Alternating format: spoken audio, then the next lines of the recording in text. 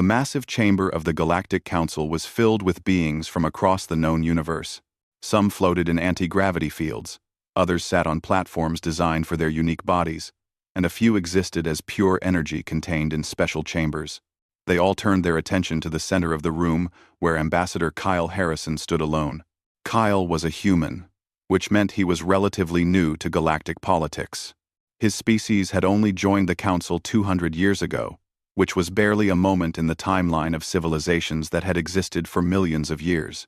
He wore a simple dark suit and maintained a calm expression as the Zynthian War Prime delivered the message that would change everything.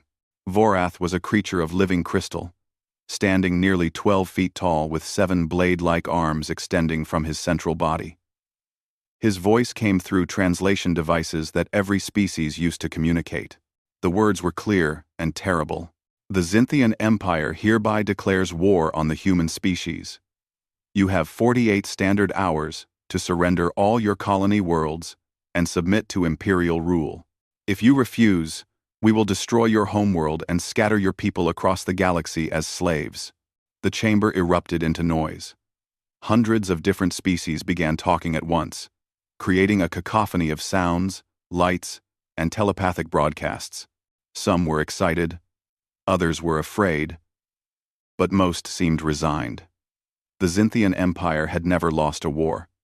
They controlled 5,000 star systems and had the largest military force in the galaxy. Humanity, by comparison, held only 12 worlds. All of them were classified as extreme hazard zones that most species couldn't even visit without dying. The humans had settled these places because no one else wanted them. It seemed like an obvious mismatch, but Kyle was smiling. It wasn't a big smile, just a slight curve at the corner of his mouth, but several of the closer observers noticed it. That smile seemed out of place for someone whose entire species had just been threatened with extinction. The head of the council, a being called Counselor Yenna, who resembled a large floating jellyfish, tried to restore order.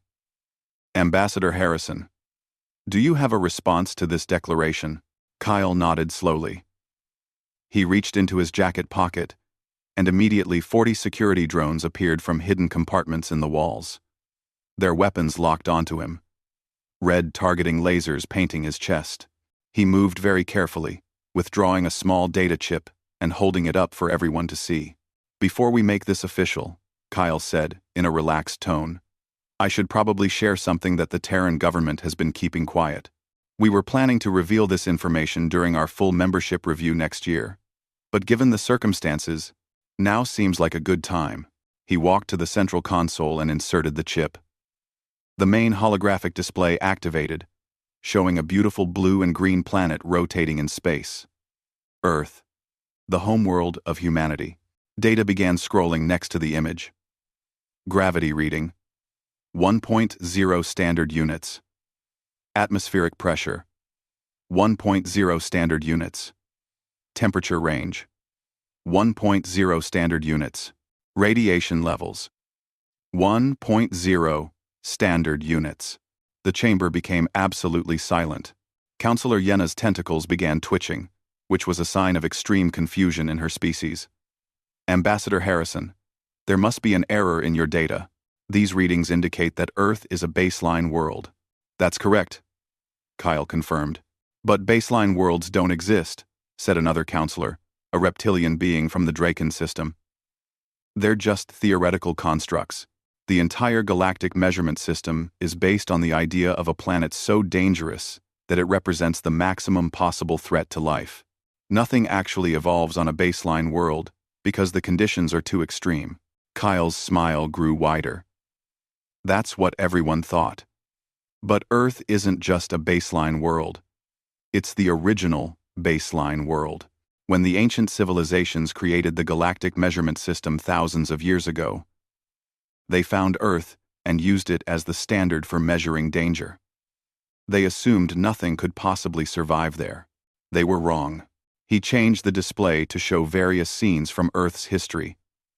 Massive predators with razor-sharp teeth, violent storms that could level entire cities, diseases that killed millions, natural disasters that reshaped continents. All of it happening on one planet. Constantly. For billions of years. Earth isn't just a death world, Kyle explained. It's the death world. The worst possible environment for life. And yet life not only survived there, it thrived. It competed. It evolved into thousands of different forms, each one fighting for survival against all the others and against the planet itself. He pulled up an image of early humans, barely recognizable as the ancestors of the well-dressed man standing before the council. My species evolved in that environment. We didn't have claws or thick armor or natural weapons. We were slow compared to our predators and weak compared to our prey. By all rights, we should have gone extinct, but we didn't, Kyle continued. We learned to use tools. We learned to work together. We learned to adapt to any environment, any challenge, any threat. We survived ice ages that covered half the planet in glaciers. We survived droughts that turned forests into deserts. We survived plagues that killed half our population, and every time we survived, we came back stronger. Vorath's crystalline body was vibrating now, which indicated agitation in his species. This is all very interesting. Human. But it changes nothing. Biological advantages mean little against superior technology. The Xinthian Empire has weapons that can crack planets. We have ships that can cross the galaxy in days. We have warriors who have conquered 1,000 worlds. One thing this Saunteded conquered forces. We have Saunteded conquered 1,000 worlds. And we have head forced it. We have ships that can cross the galaxy. Do you? Kyle asked quietly. He tapped his wrist display and brought up new data. This is the military readiness report we filed when we joined the council. Everything in it is accurate. Ship counts, crew numbers, defensive installations. All true. What we didn't include was what those ships and soldiers were actually capable of doing. A schematic appeared showing a massive human warship called the Resolution. Our dreadnoughts are designed to operate in atmospheric pressures that would crush your vessels into small pieces. Our Marines train in gravity fields 3 times stronger than what your species experiences. Our pilots undergo acceleration forces that would turn your internal organs into liquid. He looked directly at Vorath. And that's just our normal, everyday operations. We're not showing off or pushing our limits. That's just how we live. Because we come from a world where everything is constantly trying to kill us, and we've learned to not just survive, but to master those conditions. Kyle pulled up more data showing human colony worlds. Each one was marked with hazard warnings that would make most species refuse to even approach them. These 12 worlds we've colonized, we picked them specifically. They're too hot, or too cold, or too heavy, or too toxic for anyone else. We chose them because they remind us of home. Because humans don't fear harsh environments. We seek them out as challenges to overcome. The council chamber was completely silent now. Every being present was beginning to understand that they had fundamentally misunderstood what humanity represented. They had seen a young species with limited territory and assumed weakness. They hadn't realized they were looking at survivors of the most dangerous planet in the galaxy. So here's my response to the Xinthian War Declaration, Kyle said, his voice carrying clearly through the translation systems. Humanity accepts your challenge. We'll see you on the battlefield. And when this is over, the galaxy will understand something important. We came to the stars in peace, but we were born in war. You've made a terrible mistake, Warprime Vorath. You've picked a fight with Deathworlders. He pulled out another data chip and held it up. This contains authorization codes for something we call the Planet Breaker Protocol. It's our full military doctrine, developed over thousands of years of warfare on Earth and refined during our expansion into space. I'm activating it now. Kyle inserted the chip, and across human space, systems that had been dormant began to wake up. On Earth, massive weapons installations hidden beneath oceans and mountains, powered up for the first time in decades. On Mars and the 12 colony worlds, defensive platforms came online. Every human military vessel received the same message. Condition 0. Planet Breaker. Protocol. Active. Rules of engagement. Unrestricted. War Prime Vorath watched this display of preparati. Admiral Patricia Cole stood on the bridge of the Resolution, staring at the view screen that showed the approaching Xinthian armada. 2,000 warships were coming toward human space in perfect formation. Each ship was 3 times the size of her dreadnought, covered in weapons and protected by shields that had never been breached in combat. They looked absolutely unstoppable. Her crew worked quietly at their stations, professional and focused despite the overwhelming odds.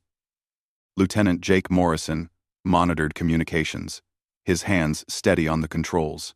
Commander Lisa Grant managed the weapons systems, her eyes fixed on the tactical display. Around them, 40 other human vessels held position in a defensive line that seemed laughably inadequate against the force they faced. "Ma'am, we're receiving their final surrender demand," Jake reported. His voice was calm, betraying no fear. Patricia didn't look away from the screen. "What's our status on the protocol?" "All systems are charged and ready," Lisa answered from tactical. "Weapon satellites are in position around Earth and all colony worlds. Ground installations report full readiness. We're waiting for your order." AB. Patricia had been in space combat before. She'd fought pirates and raiders, dealt with the occasional territorial dispute, but nothing like this. This was total war against an empire that had conquered a third of the known galaxy. By all logical calculations, humanity should be preparing for extinction, not for battle. Her communicator buzzed. It was Kyle, transmitting from the Galactic Council world. "Admiral, you have authorization from Earth Command to proceed with the Planet Breaker Protocol. Command code, Hammer of Terra. Diplomacy has failed. Show them what we can do." Patricia took a deep breath. "Acknowledged, Ambassador. Initiating protocol now." She turned to her crew. "All hands, this is Admiral Cole. We are now at Condition 0. Execute Planet Breaker Protocol with full authorization. Make Earth proud." Across human territory, things began to happen very quickly. On Earth, installations buried deep in the Pacific Ocean came to life. These weren't simple defensive weapons. They were energy cannons, designed to operate under crushing ocean pressure, powered by reactors that had been built to withstand the extreme conditions of Earth's hostile environment. On Mars, weapon platforms hidden in the massive Valles Marineris Canyon system activated. These had been disguised as scientific research stations. And technically, they were. Humans had been researching better ways to kill things for thousands of years, and this was the culmination of that research. Every human colony, from the frozen wastes of Ragnar 4 to the volcanic hell of Inferno Prime, brought their defensive systems online. Military stations that had seemed small and insignificant suddenly revealed their true purpose. Mining facilities transformed into fortress bases. Civilian orbital platforms deployed weapon arrays that had been cleverly hidden in plain sight. The Xinthian fleet noticed the energy spikes immediately. War Prime Vorath, commanding from his flagship the Eternal Conquest, received reports of massive power buildups across all human positions. He dismissed it. Whatever weapons these primitives had, they couldn't possibly match Xinthian military technology. "All ships, prepare to fire," Vorath commanded. "Target the human flagship first. Destroy their command structure, and the rest will surrender." The Xinthian fleet's weapons charged. Thousands of energy cannons and missile launchers locked onto the Resolution. In a few seconds, they would fire a barrage that could obliterate a small moon. There was no way a single human ship could survive it. Patricia watched the targeting indicators appear on her screens. The Xinthians were preparing to fire everything they had at her position. She smiled grimly. "Target their flagship with the main cannon. Let's educate them." The Resolution's main weapon was something that other species had thought was impossible. It was a particle beam accelerator that operated at temperatures found inside stars. The energy requirements were so massive that it required a reactor designed to survive Earth's environment, where pressures and forces existed that would destroy any normal power system. Firing, Lisa announced. The beam crossed the distance between the ships in less than a second. It hit the Eternal Conquest's shields and simply passed through them like they weren't there. The energy levels were so far beyond what Xinthian technology was designed to handle that the defensive systems didn't even register the attack before it reached the hull. The beam melted through the flagship's armor like a cutting torch through ice. Secondary explosions rippled across the massive vessel as internal systems overloaded and detonated. The pride of the Xinthian fleet, a ship that had destroyed countless worlds, broke apart in a cascade of fire and debris. The entire Xinthian armada stopped. Their perfect formation wavered as ship commanders tried to understand what had just happened. Their most powerful vessel, protected by shields that had never failed, had been destroyed in a single shot by a ship 1/3 its size. In that moment of confusion, the rest of the human fleet opened fire. 40 human dreadnoughts against 2,000 enemy vessels. And the humans were winning. Each human ship possessed weapons designed to operate in extreme conditions, powered by reactors that could function in environments that would destroy conventional technology. The Xinthian ships had been built for space combat, where conditions were relatively stable and predictable. Human ships had been built to survive anything, because their designers came from a world where survival was never guaranteed. "Ma'am, we're getting reports from the colony worlds," Jake called out. "Xinthian invasion forces have landed at all 12 locations. They're meeting heavy resistance." Patricia pulled up tactical feeds from the colonies. What she saw made her proud to be human. On Ragnar 4, where temperatures regularly dropped to -200 degrees, Xinthian soldiers in heavy environmental suits were being overwhelmed by human marines wearing light armor. The humans had been living and training on Ragnar for years. The cold that was killing the Xinthians was just another day for them. On Inferno Prime, a volcanic world where the ground itself sometimes melted, human defenders fought in conditions that were causing Xinthian weapons to malfunction from heat exposure. The humans had adapted. The Xinthians hadn't. On Atlas, a high-gravity world where the pull was twice what most species could handle, human soldiers moved normally, while Xinthian troops could barely walk. Their powered armor compensated partially, but it drained energy fast, leaving them vulnerable. "They really didn't understand," Lisa said quietly, watching the tactical displays. "They thought we were weak because we're young. They didn't realize what it takes to survive on a death world." "No," Patricia agreed. "They thought technology alone would win. They forgot that humans have been fighting and adapting for millions of years. We didn't just develop technology. We developed the ability to keep fighting no matter what." On the bridge view screen, the Xinthian fleet was trying to reorganize. They still had overwhelming numbers, but their formation was broken and their flagship was gone. Human ships pressed the advantage, moving through the enemy formation with a speed and agility that surprised the Xinthians. Human vessels had been designed to operate in Earth's atmosphere, where they faced turbulence, weather, and gravity. Flying in the relatively simple environment of space was easy by comparison. Xinthian ships, built only for space, couldn't match their maneuverability. "Enemy fleet is breaking formation," Jake reported. "Multiple ships are attempting to retreat." "Don't let them," Patricia ordered. "Target the fleeing vessels first. We need to send a message that once you declare war on humanity, there's no easy way out." The battle raged for 6 hours. When it finally ended, the Xinthian invasion force had been decimated. Of the 2,000 ships that had attacked, fewer than 800 managed to escape back into their own territory. Human casualties were minimal. 3 ships damaged, none destroyed, and fewer than 100 personnel lost. But the real victory was happening across human space. On every colony world, Xinthian invasion forces were in full retreat. They had expected to face primitive defenders with inferior technology. Instead, they found themselves fighting on battlefields that were hostile to them, but felt like home to the humans defending them. Patricia received a communication from Earth Command. General Steve Holland appeared on her screen, his weathered face showing satisfaction. Outstanding work, Admiral.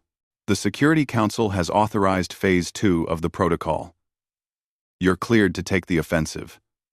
Show the Xinthian Empire what happens when they pick a fight with Earth. Patricia felt a surge of fierce determination. For 200 years, humanity had been the new species, the young civilization trying to fit in with the established galactic order. They had been careful, diplomatic, and restrained, but the Xinthians had made a critical mistake. They had given humanity a legitimate reason to show their true capabilities. Prepare the fleet for offensive operations, she commanded. Set course for the nearest Xinthian border system. It's time to return their invasion and teach them a lesson they'll never forget. Colonel Nathan Price crouched behind a reinforced barrier at Firebase Phoenix, watching the dark sky of Gehenna light up with incoming dropships. The planet was tidally locked, meaning one side always faced its sun, while the other remained in eternal darkness.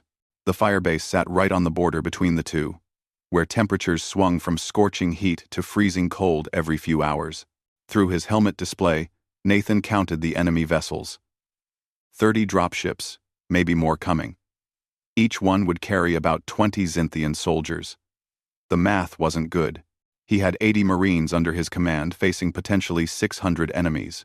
"Here they come, Colonel," said Sergeant Amy Clark, checking her rifle's power cell. She was a veteran of the border conflicts and had fought in conditions that would kill most people. She didn't sound worried, just focused. Nathan watched the first Xinthian troops emerge from their landing craft. They moved cautiously, their crystalline bodies enclosed in powered armor suits, designed to protect them from hostile environments. The suits were impressive technology, capable of maintaining perfect internal conditions regardless of external temperatures. But there was a problem the Xinthians hadn't accounted for. Gehenna's gravity was 1.3 times standard, which was well within comfortable range for humans, but crushing for the lighter-built Xinthian species.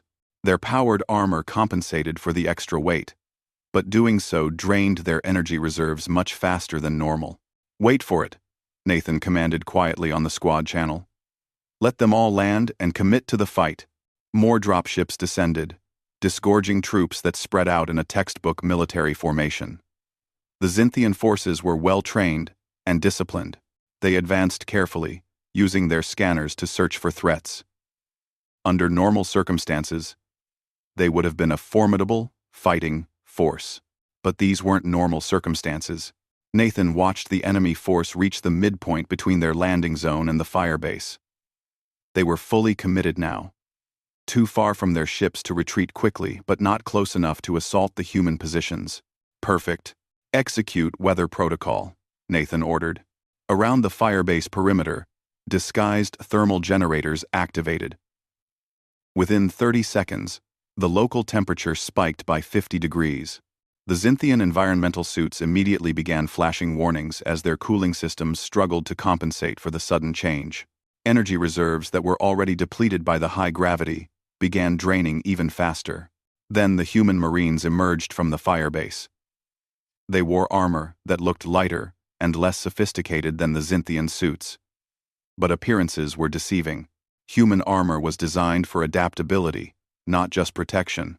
It could handle temperature swings that would overwhelm alien systems because it had been built by people who lived on a planet where the weather could kill you in minutes. The Marines moved fast across terrain that would have slowed down troops from gentler worlds. They had been stationed on Gehenna for 8 months, training in its harsh conditions every single day. The high gravity that exhausted the Xinthians felt normal to them. The temperature extremes that overwhelmed enemy cooling systems were just another environmental factor to work around. The battle lasted 17 minutes. The Xinthians fought hard, but they were struggling against conditions that the humans barely noticed. Their weapons worked fine, but they couldn't aim properly while fighting against gravity and heat exhaustion. Their armor protected them, but it was running out of power faster than they had anticipated. When it was over, the Xinthian force was in full retreat. Those who could still move fled back to their dropships. Many didn't make it. The survivors launched immediately, abandoning their dead and wounded in their desperation to escape. Nathan received a transmission from orbit. Firebase Phoenix. This is Captain Henry Blake on the Defiant. Good work down there. We tracked the enemy fleet elements in system. They're regrouping for another assault. Let them. Nathan replied, looking at the abandoned Xinthian equipment scattered across the battlefield. We've got plenty more surprises ready. Similar scenes were playing out across human space. The Xinthian Empire had sent invasion forces to every human colony, confident that their superior numbers and technology would guarantee victory. They were learning a harsh lesson about the difference between fighting in space and fighting on a death world. On Poseidon, an ocean planet where humans had built floating cities and underwater bases, Xinthian submarines attempted to establish control of the depths. Human naval forces engaged them at pressures that exceeded anything the Xinthian vessels were designed to handle. The alien subs were built for the relatively gentle conditions of their homeworld's oceans. Human submarines were built to operate in Earth's deepest trenches, where the pressure could crush steel like paper. The human vessels dove deeper, moving through water that the Xinthian craft couldn't enter without being destroyed by the pressure. They attacked from below, from depths the enemy couldn't reach, and won decisively. On Atlas, the high-gravity world, human armor units engaged Xinthian mechanized forces in open warfare. The Xinthian tanks were powerful machines, but they had been designed for worlds with normal gravity. On Atlas, they struggled to move, their engines working at maximum capacity just to push them forward at a crawl. Human vehicles, built to operate on Earth where gravity was just as strong, moved normally.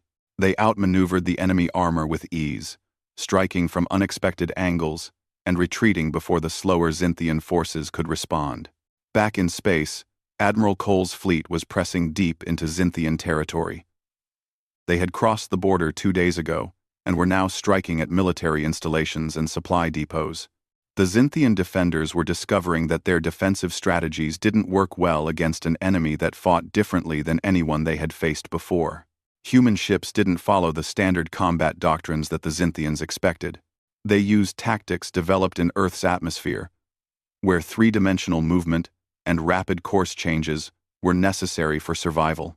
Xinthian ships, trained to fight in the relatively simple environment of open space, couldn't adapt quickly enough. Ma'am, we're approaching the Xinthian supply station at Kepler 7, Jake reported from communications. Enemy forces are forming a defensive perimeter. Looks like about 50 vessels, mostly light cruisers and frigates. Patricia studied the tactical display.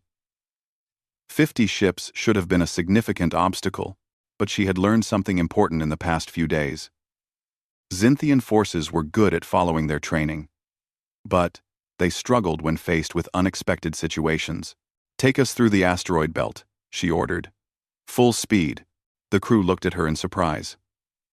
The asteroid belt surrounding Kepler 7 was dense and dangerous. Flying through it at high speed was considered reckless by any standard space combat manual. It was exactly the kind of thing that Xinthian commanders would never expect. The Resolution plunged into the asteroid field with the rest of the human fleet following. Rocks, the size of buildings, hurtled past the view screen at terrifying speeds. The ship's navigation systems, designed to handle Earth's chaotic atmosphere, plotted a course through the chaos with precision that amazed even the experienced crew. The Xinthian defenders tried to follow, but their ships weren't built for this kind of flying. 3 of them collided with asteroids in the first minute. The others fell back, unwilling to risk their vessels in such dangerous terrain. The human fleet emerged on the other side of the belt, perfectly positioned behind the Xinthian defensive line. They opened fire before the enemy could react, destroying the supply station and half the defending fleet in the opening salvo. The message was clear. Humanity didn't fight by the rules that everyone else followed. They fought to win, using any advantage they could find, exploiting any weakness, adapting to any situation. On the Galactic Council world, Kyle Harrison stood before a special emergency session. The chamber was packed with representatives demanding answers, explanations, and predictions about how this unexpected war would end. Ambassador Harrison, Counselor Yenna said, her tentacles waving in agitation. The Zynthian Empire is demanding that the Council intervene. They claim humanity is using illegal weapons and fighting in violation of the Galactic Conventions. Kyle raised an eyebrow. Which conventions are we violating? Exactly. The prohibition against environmental warfare, stated a reptilian counselor. Your forces are using planetary conditions as weapons. We're not changing the environments, Kyle replied calmly. We're just fighting on planets as they naturally exist. If Zynthian forces can't handle the conditions on our colonies, perhaps they shouldn't have invaded them. What about your tactics in space? Another counselor demanded. Flying through asteroid fields at high speed is considered reckless endangerment, Kyle smiled. By whose standards? Human pilots train in Earth's atmosphere, where they have to navigate through storms, avoid mountains, and deal with unpredictable weather patterns. Flying through an asteroid belt is actually easier than flying through a hurricane. Just because it seems impossible to you doesn't make it illegal. The council members whispered among themselves. They were beginning to understand a fundamental truth about humanity. The rules of warfare that governed galactic conflict had been written by species from relatively gentle worlds. Those rules assumed certain limitations, certain things that were impossible or too dangerous to attempt. Humans came from a world where the impossible was just another Tuesday, where danger was constant and adaptation was necessary for survival. The galactic rules of warfare simply didn't account for a species that had evolved in such extreme conditions. The Zynthian Empire also claims that you're targeting civilian infrastructure, Yenna said. We're targeting supply depots and military installations, Kyle corrected. Every target we've hit has been a legitimate military objective. If the Zynthians want to surrender and end this war, we're happy to negotiate. But if they want to keep fighting, they're going to learn that humanity is very good at war. We've been practicing it for thousands of years. Back at Firebase Phoenix, Nathan was preparing for the next Zynthian assault. Intelligence reports indicated a larger force was being assembled. With better equipment and more experienced troops, the Empire was adapting, learning from their mistakes. But so were the humans. Amy had developed new tactics based on what they'd learned in the first battle. The thermal generators could be cycled to create rapid temperature changes that would stress enemy equipment even more. The defensive positions had been reinforced based on observed Zynthian attack patterns. 3 weeks into the war, the Galactic Council chamber felt different. The usual chatter and casual discussions were gone, replaced by tense silence. Every representative present was watching holographic displays showing the current state of the conflict, and what they saw was unprecedented. Ambassador Kyle Harrison stood at the center podium, his expression neutral as he delivered his weekly status report. The Zynthian Empire has now lost 17 star systems. Their military forces have been pushed back across 4 sectors. Human counteroffensive operations continue to exceed projected timelines. Counselor Yenna leaned forward, her entire body trembling. Ambassador Harrison, the Council wishes to formally offer mediation services. This conflict is destabilizing trade routes across a third of the galaxy. Economies are suffering. Civilian populations are afraid. Kyle looked at her calmly. When the Zynthian Empire declared war on humanity, this council said nothing. When they threatened to destroy Earth and enslave my species, you remained silent. Now that we're defending ourselves effectively, suddenly there's concern about stability? A counselor from the Minervan Concordate spoke up, his voice a rasping hiss. You don't understand the larger implications. The Zynthian Empire maintains order across thousands of systems. If they collapse, there will be chaos, pirates, rebels, territorial disputes. The entire region will descend into anarchy. Then perhaps they should have considered those implications before starting a war, Kyle replied coldly. Humanity didn't ask for this conflict. We were perfectly happy trading peacefully and developing our colonies. But when someone threatens our existence, we respond with everything we have. He activated a new display showing recent battle zones. Let me explain something about human nature. We're a species that evolved on a planet that tried to kill us every single day. We developed tools to fight back. We created weapons to defend ourselves. We built civilizations while constantly battling against nature, disease, predators, and each other. For millions of years, our survival depended on our ability to keep fighting even when the odds were impossible. That trait is built into every human at a fundamental level. We don't quit. We don't surrender. We find a way to win, or we die trying. The Xinthians awakened something in us that we'd been keeping restrained for 200 years. He zoomed in on a battle report from a fortress world called Terminus Gate. This planet was considered impregnable. The Xinthian Empire spent a century building defenses that they claimed could never be breached. Human forces cracked it in 42 hours. The council members looked at the tactical breakdown in disbelief. The fortress had possessed shield generators powered by 3 fusion reactors, weapons platforms that could destroy entire fleets, and a garrison of 10,000 elite Xinthian warriors. Human forces had numbered less than 3,000. How did you accomplish this? Demanded a counselor from the Avian Collective. By fighting smarter instead of harder, Kyle explained. The fortress was designed to repel frontal assaults and orbital bombardment. It wasn't designed to handle enemies who could function in extreme environments.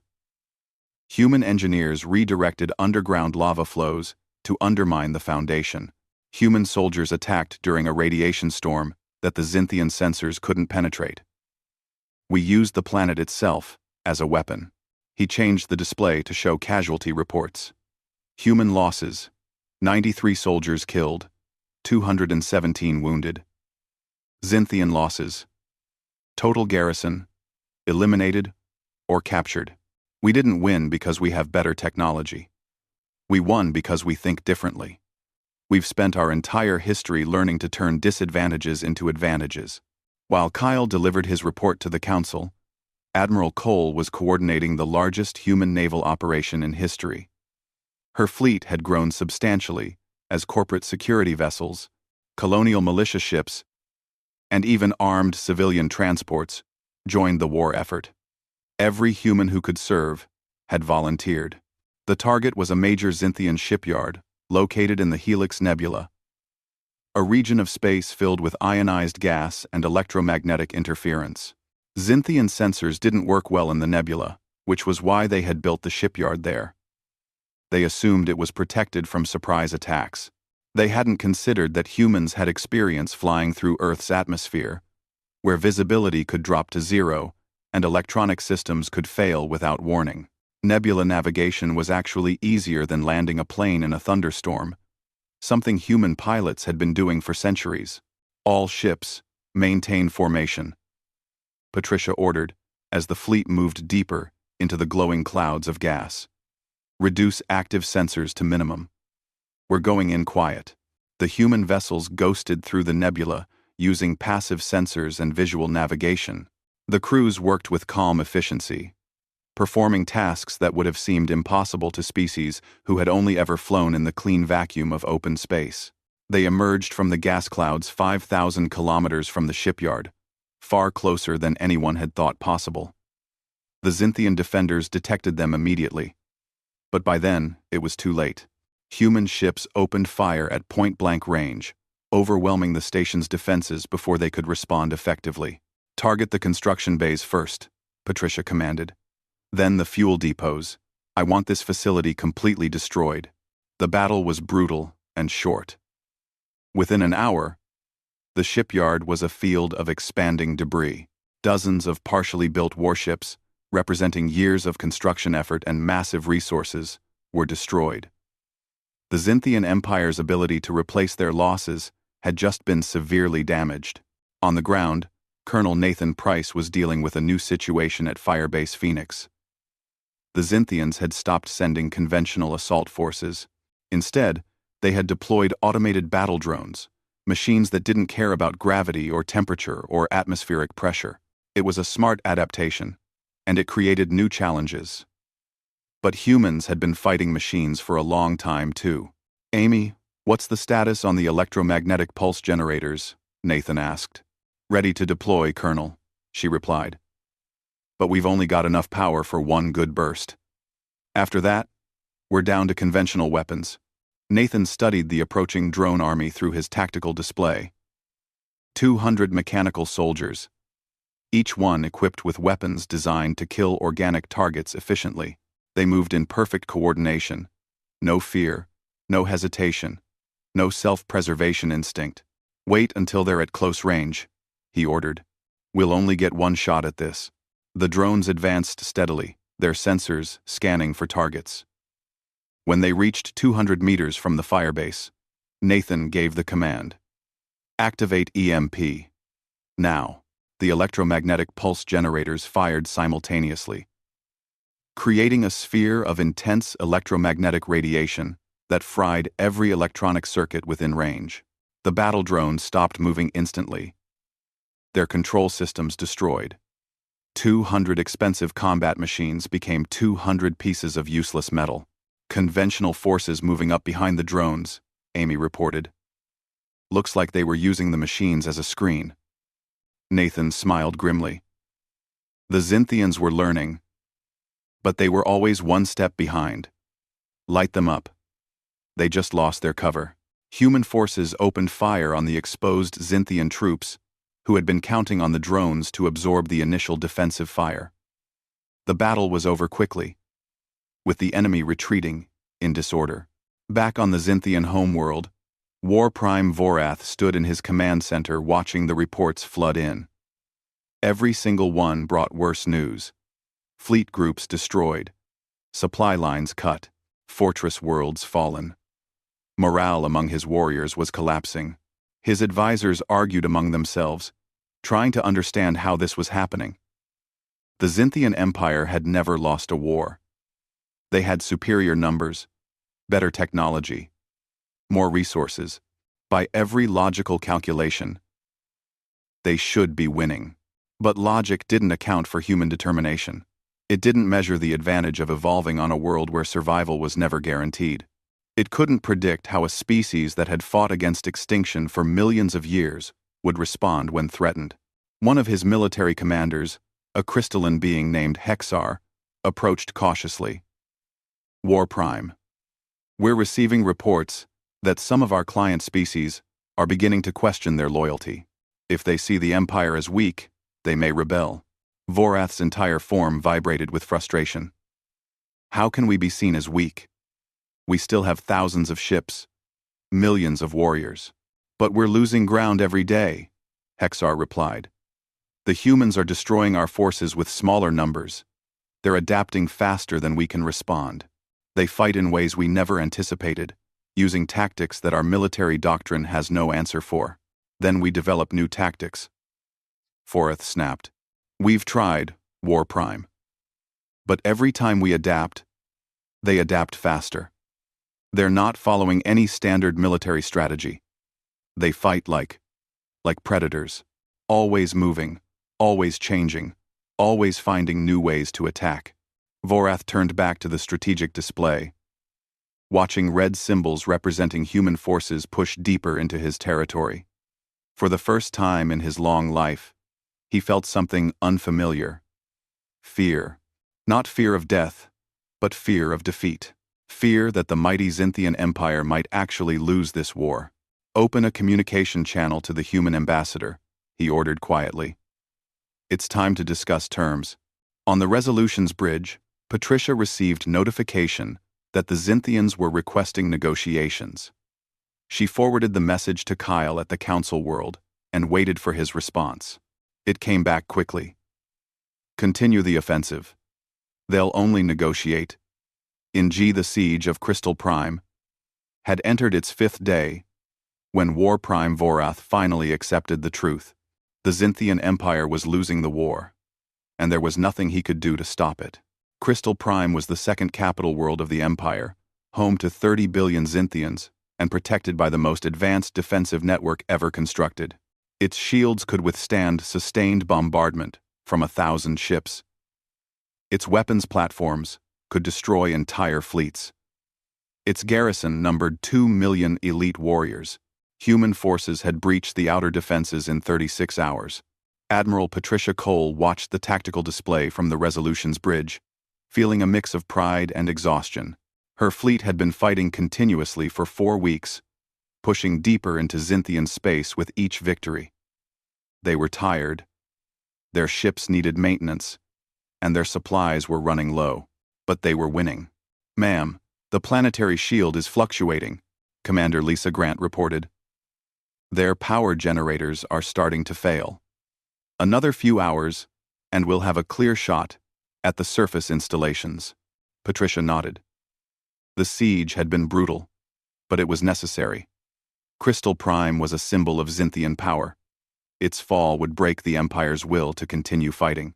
"Maintain bombardment pattern," she ordered. "But prepare ground forces for deployment. Once that shield drops, I want Marines on the surface immediately. We take the Capitol building and force their surrender." On the planet's surface, millions of Xinthians huddled in shelters, listening to the constant thunder of human weapons against their shields. They had been taught their entire lives that the Empire was invincible, that no enemy could ever threaten their homeworlds. Now their sky was filled with human ships, and their defenses were crumbling. In the Imperial Command Center, Vorath stood before a holographic map showing the entire war theater. Red symbols representing human forces covered what had once been secure Xinthian territory. Blue symbols showing his own fleets were scattered and retreating. "How many systems have we lost?" he asked quietly. His chief military advisor, Hexar, consulted his datapad. 23 core systems, 47 border territories, and 72 client worlds have declared independence. Total population lost, approximately 200 billion. Military losses exceed 60% of our pre-war strength. Vorath's crystalline body dimmed, a sign of deep distress. "In 1 month. We lost half our empire in 1 month. The humans fight unlike anything we've encountered," Hexar said. "They don't follow standard tactics. They use environments as weapons. They attack from directions we never anticipated, and they never, ever stop coming. Even when we destroy their ships, more appear. Even when we kill their soldiers, others take their place."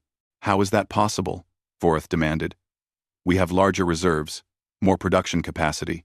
"Because every human is a volunteer," Hexar explained. "Their entire species has mobilized for war. We've intercepted their communications. Civilians are converting factories to produce weapons. Scientists are developing new tactics. Even their children are collecting resources for the war effort. They're not fighting because they're ordered to. They're fighting because they want to." Vorath turned away from the map. "I don't understand. We offered them reasonable surrender terms. If they had accepted, they would have been integrated into the Empire with minimal disruption. Why resist so fiercely?" "Because they come from Earth," said a new voice. Both Xinthians turned to see Ambassador Kyle Harrison standing in the entrance to the command center. He was flanked by 2 human Marines in combat armor, their weapons held ready but not pointed directly at anyone. "How did you get in here?" Vorath demanded. Kyle smiled slightly. "Your shields are failing. Your security systems are overloaded. It wasn't particularly difficult." He walked forward, hands clasped behind his back. "I received your request for negotiations. Rather than make you travel to neutral ground, I decided to come here personally." "You're in the middle of a war zone," Hexar protested. "Yes," Kyle agreed, "but I'm also a human who grew up on Earth. Danger is relative. This is actually fairly safe compared to some places I've visited." He stopped in front of the holographic display, studying the strategic situation. "You asked why we resist. Let me explain something about human psychology. We're a species that evolved in constant conflict, not just with predators or disease, but with each other. For thousands of years, we fought wars over territory, resources, beliefs, everything imaginable. We know war intimately. We understand it in ways that species from gentler worlds never will. And one thing we learned, written in blood across our entire history, is that surrender to an aggressor rarely ends well. Appeasing bullies just encourages them to demand more. Vorath's form brightened slightly with anger. The Xinthian Empire is not a bully. We bring order to chaos. We unite species under a common government. By threatening to destroy their homeworlds if they refuse, Kyle pointed out. That's not unity. That's conquest. And humanity has a very long history of resisting conquest, no matter the cost. An explosion rocked the building as human weapons struck nearby. The lights flickered but held. Vorath looked around at his command center, seeing the fear on the faces of his subordinates. What do you want? He asked Kyle directly. Peace. Kyle replied simply. But not surrender. Never surrender. We want the Xinthian Empire to acknowledge that humanity has the right to exist independently. We want reparations for the damage your invasion caused. And we want guarantees that this will never happen again. Those terms are unacceptable, Vorath said automatically. Kyle pulled out a datapad and showed him images from across the war zone. Destroyed Xinthian fleets. Captured fortress worlds. Populations fleeing human advances. Are they? Because from where I'm standing, you don't have much choice. Every day this war continues. You lose more territory, more resources, more lives. How much are you willing to sacrifice before you admit that you made a mistake? Vorath stared at the images, his mind racing. Everything Kyle said was true. The Empire was collapsing. Client species were rebelling. The economy was in freefall. Military morale was broken, and still the human forces advanced, unstoppable and relentless. Why? He asked quietly. Why are you so much more effective than your numbers and technology suggest? Kyle considered the question carefully. Because we're survivors. Every human alive today is descended from individuals who survived ice ages, plagues, famines, wars, natural disasters, and countless other threats. The weak ones, the ones who gave up easily. They didn't pass on their genes. Only the stubborn, determined, adaptable ones survived long enough to have children. We've been naturally selected for toughness over millions of years, and when you add intelligence and technology to that foundation of pure survival instinct, you get a species that's very, very hard to defeat. He gestured to the holographic display. You have larger fleets and more advanced technology in some areas. But we have something you don't. We have the absolute certainty that we will survive this, no matter what it takes. Because we've survived. Worse. Earth threw everything at us, for millions of years. And we're still here. You're just the latest challenge. The command center shook again as another human bombardment struck the shields. This time, alarms began wailing as the defensive barrier started to fail. You have a choice to make, Kyle said over the noise. Continue fighting until your empire is completely destroyed. Or negotiate a peace that allows both our species to coexist.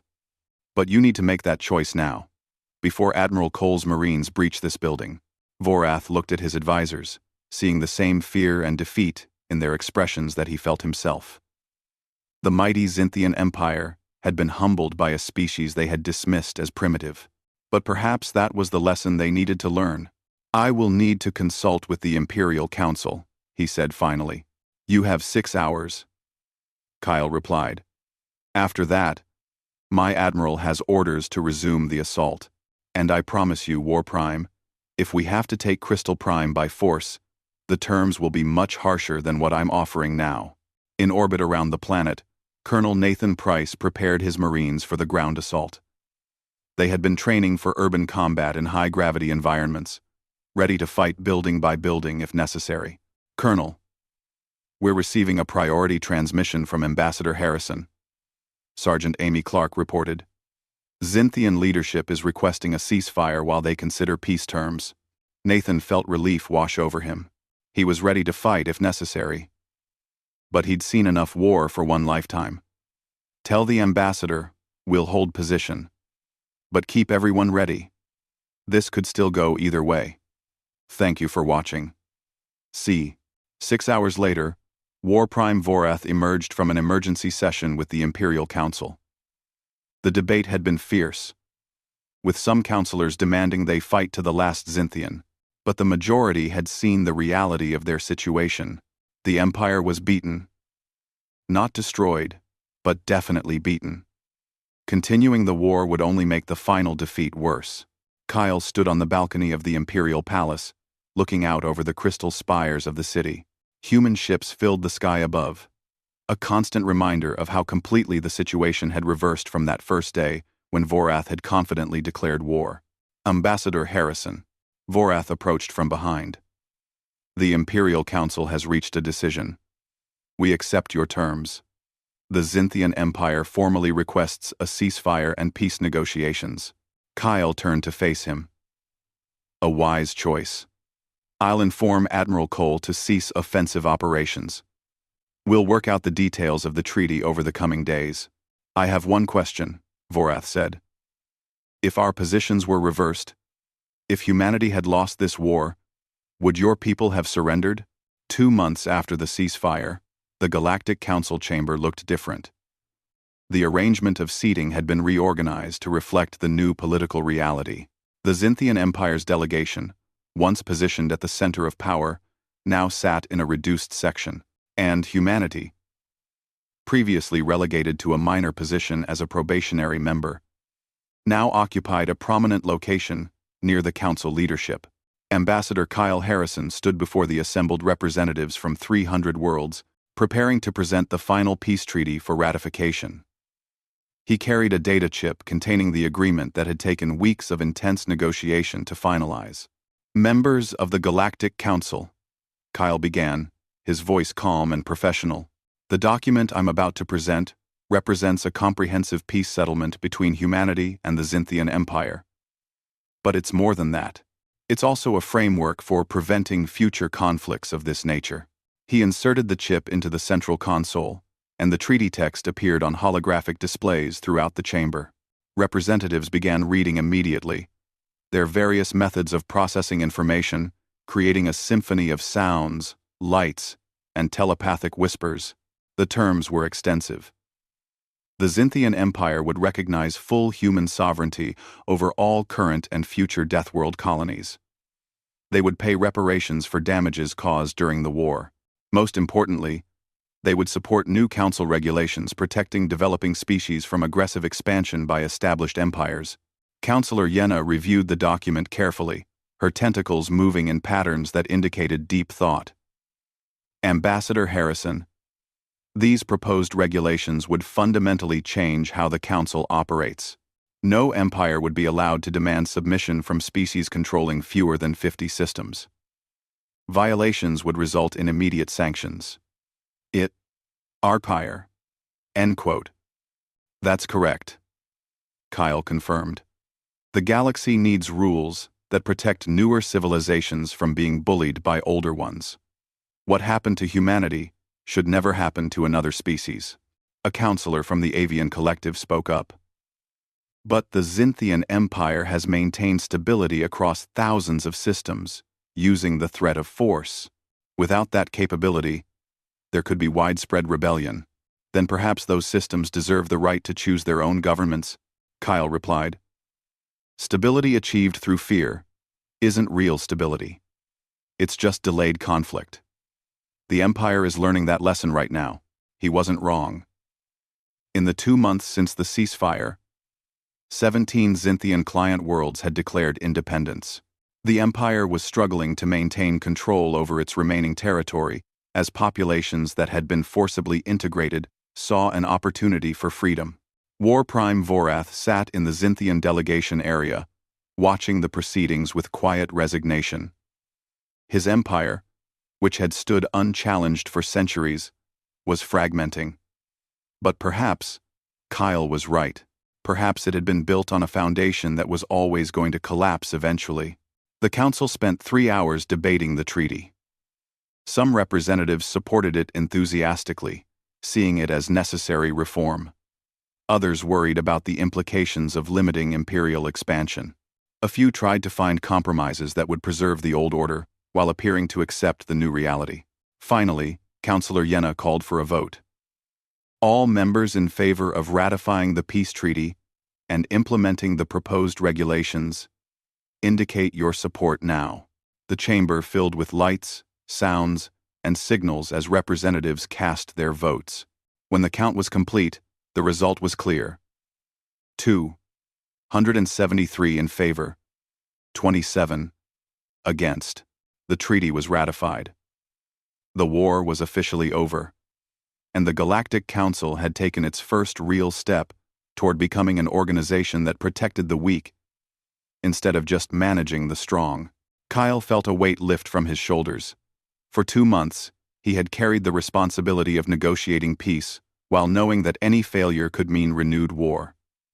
Now, it was done. Humanity was safe, recognized, and respected. After the session ended, he walked through the council complex gardens, enjoying the strange alien plants and the peaceful atmosphere. A familiar crystalline figure approached from a side path. "Congratulations, Ambassador," Voreth said. "You've achieved everything you set out to accomplish." Kyle nodded. "So have you, in a way. The Empire will survive this. It will be smaller, less aggressive, but it will survive. Sometimes losing a war is the best thing that can happen to a civilization. It forces necessary changes." Organtarius. Vorath's form brightened slightly. The Xinthian equivalent of a bitter laugh. "An interesting perspective. Tell me, did you always know you would win this war?" "No," Kyle admitted. "We knew we would fight with everything we had. We knew we wouldn't surrender. But knowing you'll fight and knowing you'll win are different things. We were prepared to die trying. That's what made you so dangerous," Voreth observed. "You had nothing to lose. An enemy with no fear of death is the most dangerous enemy of all." They walked together in silence for a moment, two representatives of species that had been trying to destroy each other just weeks ago.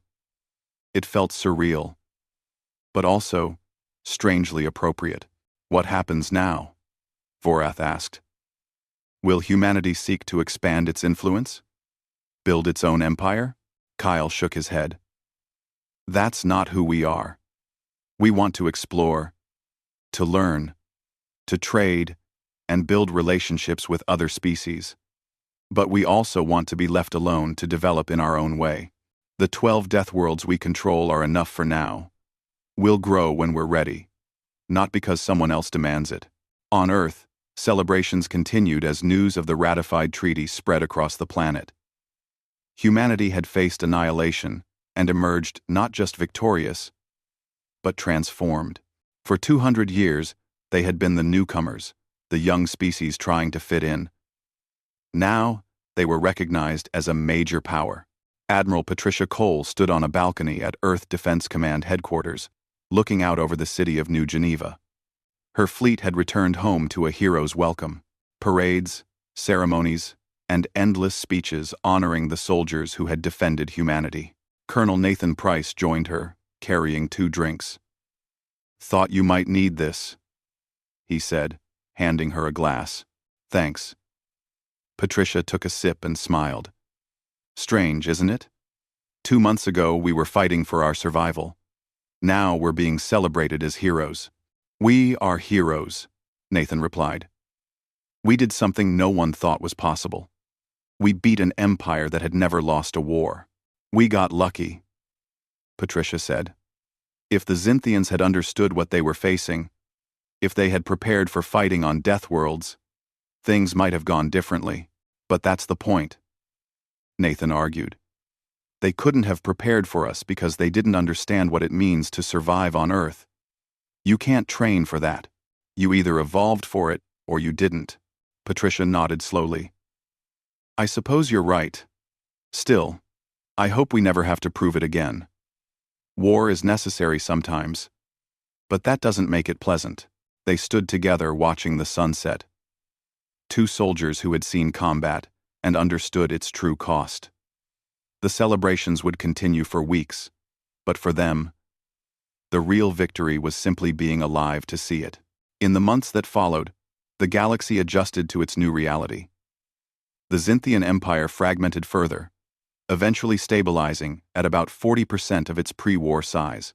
Former client species formed new governments, some succeeding, others struggling with the challenges of independence. Humanity settled into its role as a major galactic power. Trade relationships expanded as other species realized that humans weren't interested in conquest, just in fair dealing. Scientific exchanges flourished as human researchers shared their unique perspective on problem-solving with alien colleagues. The 12 Deathworld colonies continued to grow. Ragnar 4, Inferno Prime, Atlas, Poseidon, and the others became destinations for humans seeking challenges and opportunities. Some aliens even began visiting these worlds, though always with extensive protective equipment and usually only briefly. Kyle remained as ambassador to the Galactic Council, where he worked to implement the new regulations protecting developing species. It was slow, frustrating work, but he found it satisfying. Every small victory, every young civilization protected from aggressive expansion, felt like validation of everything humanity had fought for. 1 year after the war ended, he received an unexpected visitor in his office on the Council world. War Prime Vorath entered, looking somehow different than he had during the conflict. Less imposing, more thoughtful. "Ambassador Harrison, I hope I'm not interrupting," Vorath said. Kyle stood and gestured to a chair designed for crystalline beings. "Not at all. Please, sit. What can I do for you?" Vorath settled carefully onto the chair. "I wanted to thank you, actually, for showing restraint during the peace negotiations.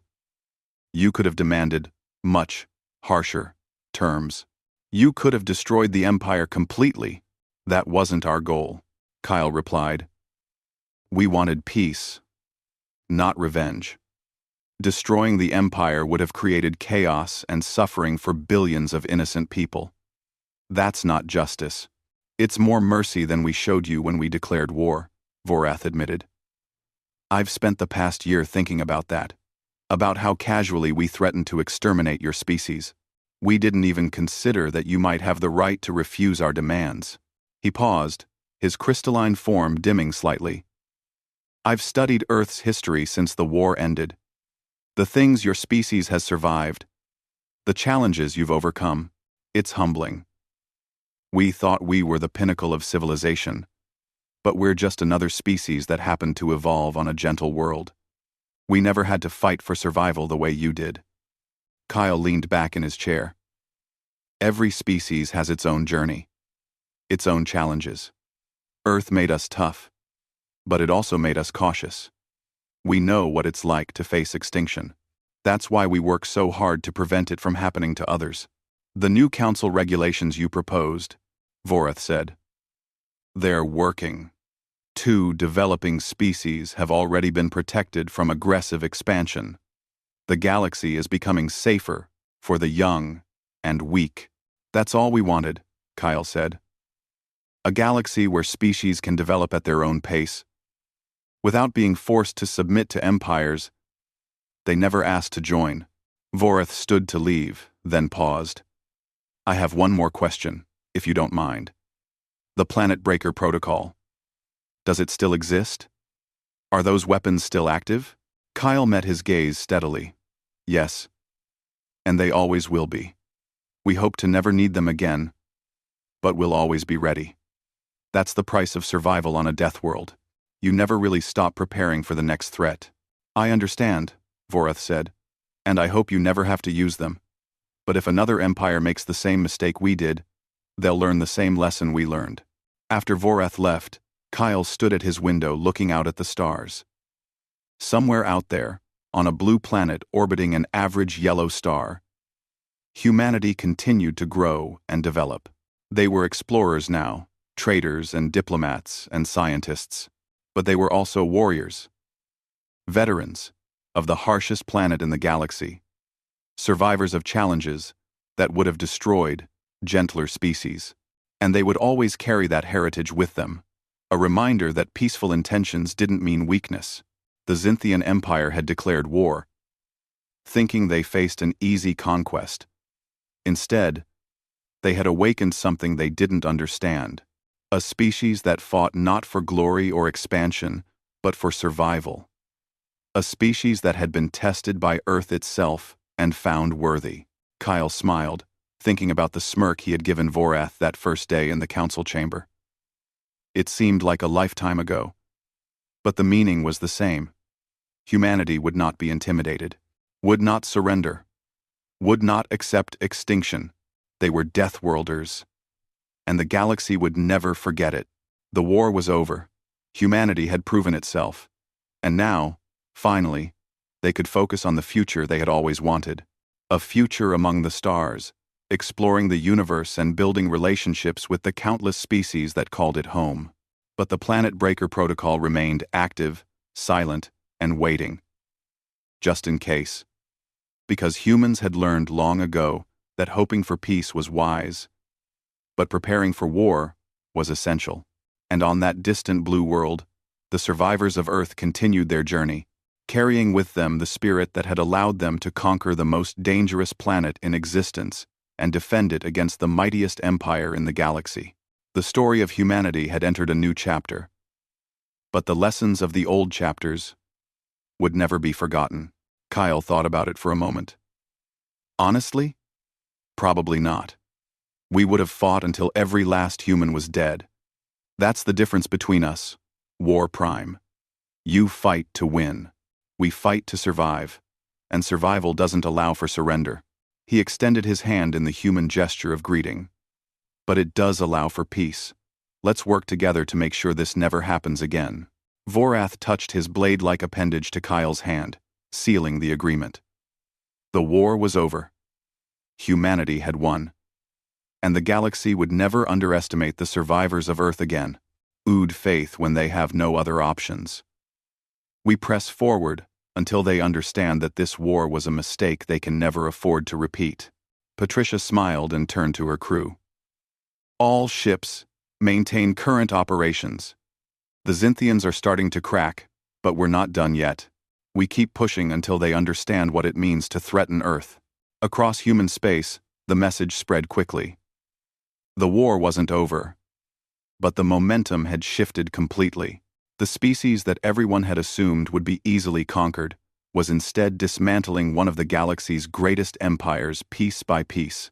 And in the Galactic Council chamber, representatives from hundreds of worlds were beginning to understand a new reality. Humanity wasn't just another civilization to be catalogued and managed.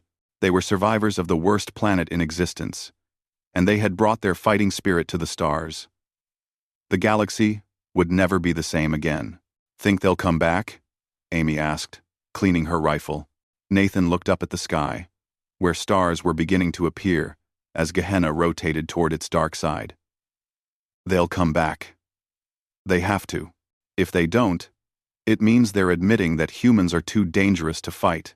And if they admit that, their entire empire starts to crumble. So we keep fighting. So we keep fighting. Nathan agreed. Until they understand that declaring war on Earth was the biggest mistake they ever made. As the human fleet regrouped and prepared to advance, word of the battle spread across the galaxy. The Xinthian Empire, which had never lost a war, had just been defeated in their opening attack. The young human species, which everyone had assumed would be an easy conquest, had proven to be far more dangerous than anyone imagined. In the Galactic Council chamber, representatives from hundreds of worlds watched the battle reports in stunned silence. Everything they thought they knew about humanity had been wrong. These weren't just another species to be catalogued and dismissed. These were survivors of the worst planet in the galaxy, and they had just proven that surviving Earth had prepared them for anything the universe could throw at them. The war had just begun, but already the balance of galactic power was shifting, and somewhere in space, the human fleet was advancing, ready to show the Xinthian Empire exactly what it meant to declare war on a species of Deathworlders.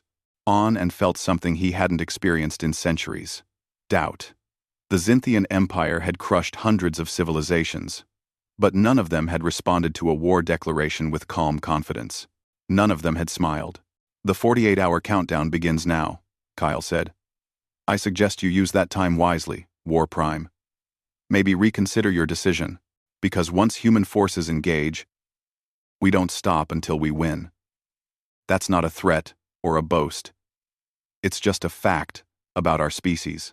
We survived on a planet that tried to kill us every single day for millions of years. We're very, very good at not giving up. The council session ended in chaos. Representatives rushed to contact their governments, warning them that something unprecedented was happening. The young, peaceful human species had just revealed itself to be something far more dangerous than anyone had imagined. And the most powerful empire in the galaxy had just made itself their enemy.